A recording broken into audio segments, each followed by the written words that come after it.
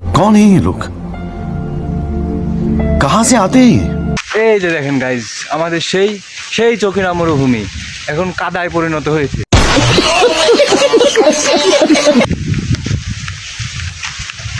আমরা এখন যাচ্ছি চকিনা মরুভূমির পাশ দিয়ে, কিন্তু 2 দিন আগে বৃষ্টি হয়েছে, এখনো বর্তমান অনেক বাতাস, ঝড়, ঝড়ো হাওয়া, মেঘ গুরুম গুরুম করে ডাকতেছে।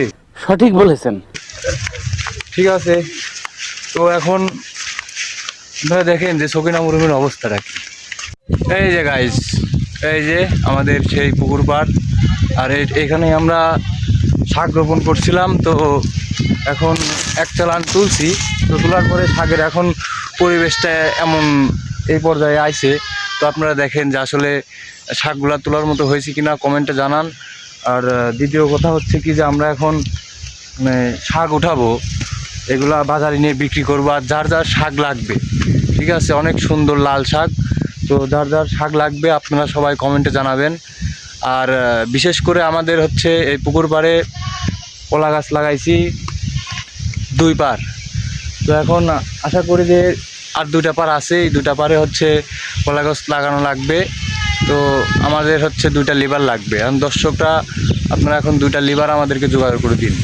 আমাদের সেই লিভার বলবে না খানকে ছেলে,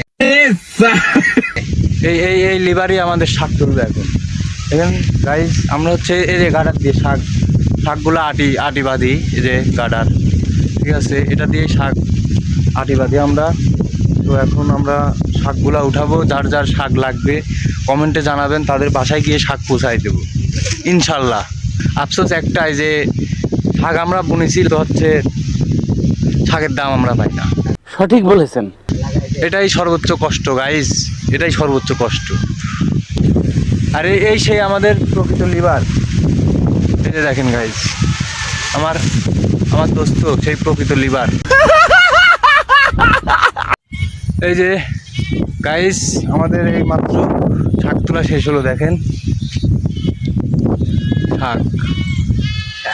শাক কেমন হয়েছে গাইজ কমেন্টে জানাবেন। আমাদের এই মাত্র শাক তোলা শেষ হয়ে গেছে। আমরা পুরা চকিনা মরুভূমি ঘুরে, পুরো নানির বাড়ি দাদির বাড়ি ঘুরে এই যে শাক তুলে আনলাম। এই শাকগুলো এখন নিয়ে গিয়ে বাজারে বিক্রি করব।